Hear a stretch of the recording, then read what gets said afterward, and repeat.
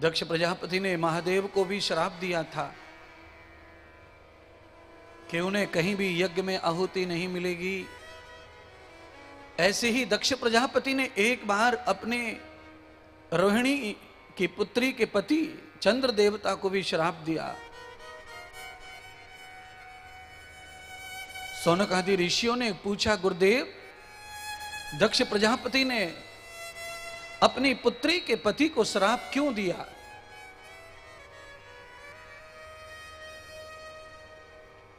तो सूत जी ने विस्तार से कथा सुनाई। चंद्रदेवशील स्वभाव है, उनमें माधुरी भी बहुत है और पूरा ईमान से भरे हुए हैं। सेवा में सब देवताओं से आगे हैं। सारा ब्रह्मांड जब सोता है तो चंद्रदेव जग करके सबको अमृत पिलाते रहते हैं। ऐसी महानता देख करके चंद्रदेव के साथ में दक्ष प्रजापति ने अपनी 11 कन्याओं का विवाह एक साथ कर दिया। चंद्र देवता विवाह करके पत्नियों के रूप में दक्ष की 11 कन्याओं को चंद्रलोक में विराजमान कर दिए, ले गए।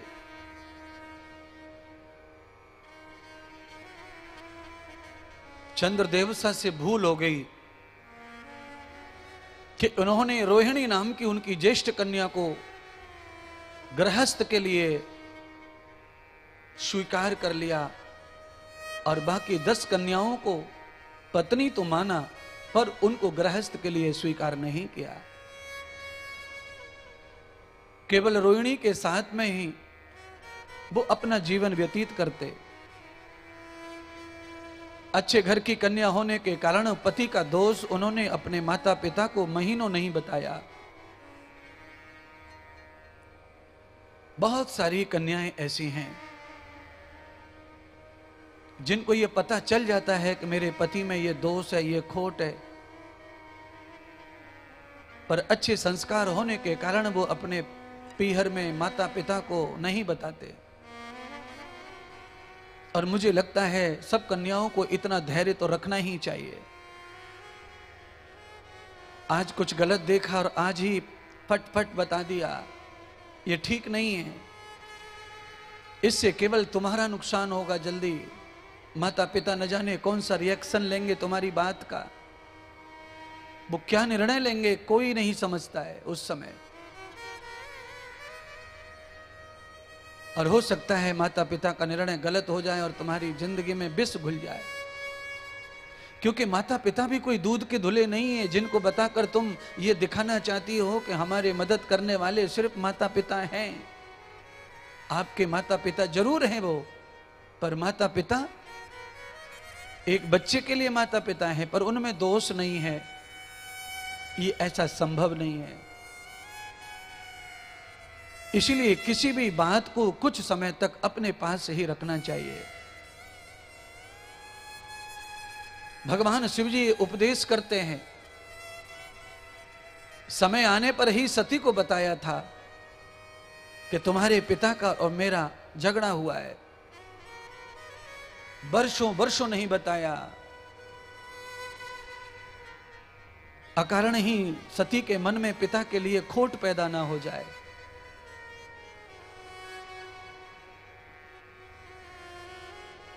बात बिगाड़ने वाली कोई बात हो तो उसे ज्यादा से ज्यादा चुप रखो, क्योंकि मल हो, मूत्र हो, थूक हो, ये उघाड़ा होता है तो ये ज्यादा घृणा फैलाता है, आदमी का सबका मन खराब करता है। इसलिए ये गंदगियों को दबा के रखने में ही आदमी का भला होता है। रखने का मतलब ये नहीं है कि आप फ्रिज में रख दो, रखने का मतलब है आप उस पे दबा दो, उसे धूल डाल दो, कुछ छुपा दो। बुरी बात को ओपन रखा तो समाज का भी नुकसान होता है आपके साथ साथ। जिस आदमी की कमी है, जिस आदमी की गलती है, उसके साथ साथ बहुत सारी समाज पर उसका प्रभाव पड़ता है जब वो बात बाहर आती है, खुलती है। दक्ष प्रजापति की कन्याओं में मानो 10 कन्याओं में ये सद्गुण है कि वो चंद्र देवता की कोई बात 6 महीने तक उन्होंने छुपाई, अपने माँ बाप को नहीं बताया। अत्रम कुशलम तत्रम मस्तु, अत्रम कुशलम तत्रम मस्तु, अत्रम कुशलम तत्रम मस्तु। अपने माता पिता को पत्र व्यवहार करती हैं, पर उसमें नीचे यही लिखती हैं कि अत्रम कुशलम, पिताश्री आपकी कृपा से हमारे यहां सब कुशल मंगल है। दक्ष प्रजापति लंबे समय के बाद अपनी पुत्रियों को लेने के लिए आए। षष्ठ मासो गति भूयांत, 6 महीने के बाद में जब अब पुत्रियों को लेने आए तो दक्ष प्रजापति ने विमान में बिठाते समय अपनी पुत्रियों को देखा तो रोहिणी दिव्य सुंदर हो गई है और बाकी 10 कन्याएं भद्रा पूर्व भद्रा ये सब जो है सूख गई हैं, चेहरे पर खुशी नहीं है, अंदर से मन मर गया है, जीने की चाहत मर गई है। क्यों? औरत जल्दी से इन चीजों को दिल पे लगाती है।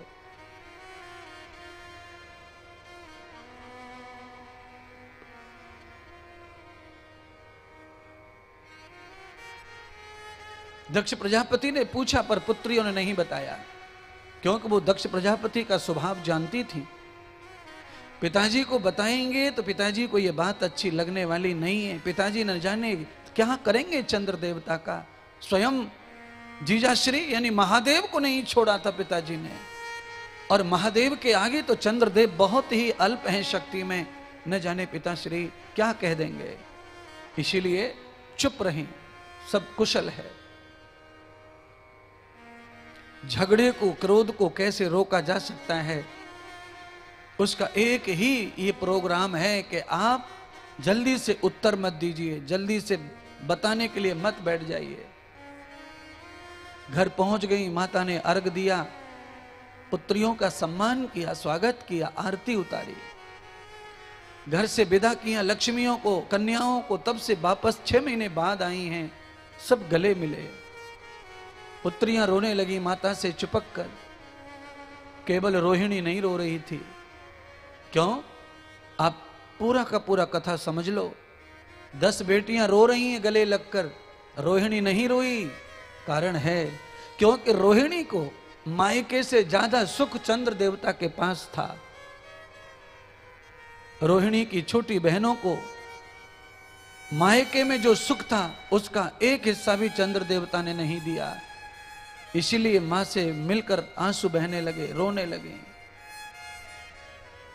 और मैं आपको बताना चाहता हूं, बेटी विदा होते समय या ससुराल से आते समय मां के पास में रोती है आंसू निकाल कर, तो समझ लेना उसके ससुराल में उसके लिए कुछ न कुछ कम पड़ता है, वो बताना नहीं चाहती। आंसू उसका गवाह कर रहे हैं, बिना पूछे आंसू आते हैं, बिना कहे, मां से देखते ही।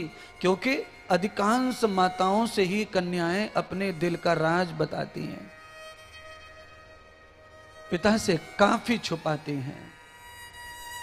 मां बेटी के लिए सखी के समान होती है, और मुझे लगता है सभी माओं को बेटी को मित्रवत ही व्यवहार करना चाहिए। बेटियों को पूछा दक्ष की पत्नी ने, कुशल मंगल बताओ। अपनी मां को कहा, माता श्री सब कुछ अच्छा है, केवल पति देव चंद्र देवता हमारे साथ में पत्नी व्यवहार नहीं करते। वो मात्र दीदी रोहिणी को ही प्रेम करते हैं, उनके साथ में बैठते हैं, बोलते हैं। हमारे साथ में वो वार्ता नहीं करते, बोलते नहीं हमसे। बाकी तो चंद्रलोक में सब सुख है, पर नई शादी करने के बाद हम जिस पति के भाव से अपने परिवार को भूल जाते हैं, अगर उस पति का प्रेम सुख ना मिले, बोल चाल ना मिले, तो फिर घर में हीरे मोती सोने चांदी भरे पड़े हैं, कोई मतलब के नहीं है कन्या के लिए। पहला सुख तो वही मिलन का है, जिस मिलन में इतनी भावना है कि लड़की जो है सब भूल जाती है, अपने मित्रों को भूल जाती है, अपने माता पिता परिवार सारी चीजों को बिसर जाती है, और अकेले पति के संग बह जाती है दुनिया में। पति अगर खोटा है तो कन्याओं के जीवन पर, कन्याओं के मन पर बुरा असर पड़ता है।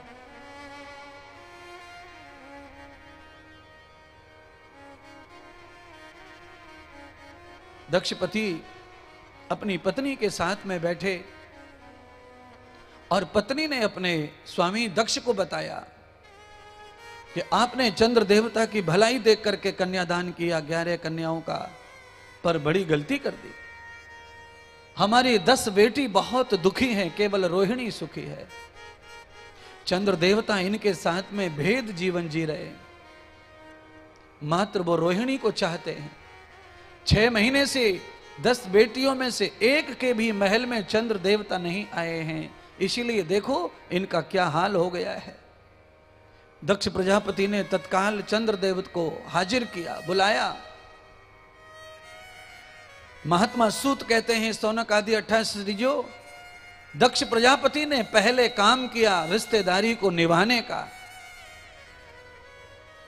हे चंद्रदेव, तुम्हारे गुणों की प्रशंसा सब देवता करते हैं और तुम्हारे गुणों की प्रशंसा सुन के बृहस्पति ब्राह्मण से मैंने तुम्हें एक की जगह 11 कन्याएं कन्यादान कर दी, यह सोचकर कि तुम्हारे अंदर ईमान है, सदाचार है, तुम इतने जगत की सेवा करते हो, पूरी दुनिया को रात्रि रात्रि भर जगते हो और अमृत पिलाते हो, तो मेरी बेटियों को तुम जरूर सुख प्रदान करोगे, पर तुमने मेरी एक कन्या को सुख दिया, बाकी सारी कन्याओं को मेरी को तुमने त्रसित कर दिया, ये उचित नहीं। दक्ष प्रजापति की बात को सुन के चंद्र देवता ने गलती को स्वीकार किया, क्षमा मांगी, आगे गलती नहीं होगी ऐसा बोलकर दक्ष प्रजापति ने पुनः अपनी 11 कन्याओं को विमान में बिठाकर चंद्र देवता के साथ में विदा कर दिया। चंद्र देवता जैसे ही स्वर्ग में पहुंचे, उन्होंने वही रीत अपनाई। 10 कन्याओं का भेद वही, बोलना चालना कुछ नहीं, केवल रोहिणी से। कन्याओं ने 6 महीने और झेला, पूरे 12 महीने हो गए।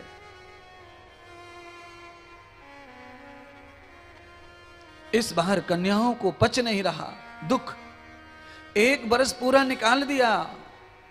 दक्ष प्रजापति को संकेत कर दिया कन्याओं ने, पत्र लिखा, पिताश्री चंद्र देवता ने आपसे जो क्षमा याचना करके जो शब्द संकल्प लिया, आपके वचन का पालन नहीं किया। चंद्रदेव हमसे आज भी नहीं बोलते। दक्ष प्रजापति अपनी कन्याओं को लेकर के चले गए और चंद्रदेव को यह कह गए कि जब तक तुम मेरी 10 कन्याओं को भी अपनी पत्नी का दर्जा नहीं दोगे, मैं कन्याओं को अब तुम्हारे द्वार भेजूंगा नहीं। और प्रेमी रोहिणी को भी ले गए। अब चंद्रदेव फटकते घूमे, परेशान घूमे। रोहिणी को पाने के लिए चंद्रदेव बार बार ये प्रार्थना करे कि मैं अब आपकी कन्याओं के साथ कोई भेद नहीं करूंगा, मुझे रोहिणी चाहिए, उसे विदा करो, आपकी सब कन्याओं को मैं प्रेम दूंगा, बराबर बराबर सब कुछ स्वर्ग सुख मिलेगा। दक्ष प्रजापति ने इस बार अंतिम चेतावनी देकर के कन्याओं को फिर से विदा कर दिया।